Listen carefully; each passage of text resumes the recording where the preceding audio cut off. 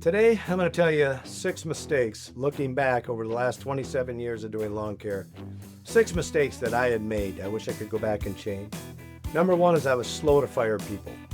I would have guys that came to work for me that were good drinking buddies, good guys in the truck, lazy as could be. Those guys are actually costing me money. And I should have known that. I should have realized that sooner. I didn't. I was like, oh, I don't want to fire Johnny because Johnny's such a good guy, and him and I had beers after work, and I came up with more excuses to keep the guy than he was worth, and I shouldn't have. I should have been quicker to get rid of him. Now, today's day and age, if you got a pulse, you almost got to keep him, so that point's probably almost mute. But number 2, I should have marketed to the people who had the money, and I made a mistake on that. And my mistake was this. I was in a small town of Antigo, Wisconsin. There's not a ton of money here, not a ton of people that'll pay for your services. I should have opened up the scope of where I was going, should have gotten out to more of the lake properties, more of the bigger properties, marketed more in the areas where there's really nicer homes that people can afford your service.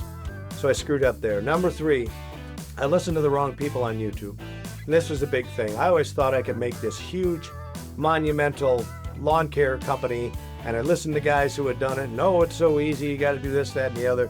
What I didn't realize is that it was a small community that I live in, and I kept marketing to that community over and over again.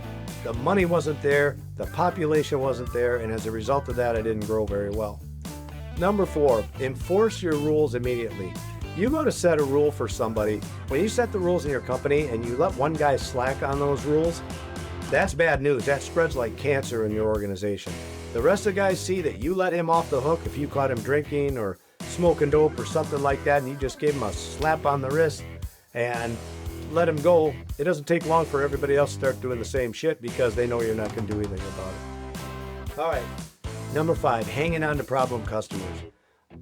There's a time in your life where you just got to let go of these people. For years, I didn't. I kept them all the time, and it was a downfall of me. They were nothing but headaches. You could never upsell these people on anything. I made bare minimum off them, and they bitched all the time.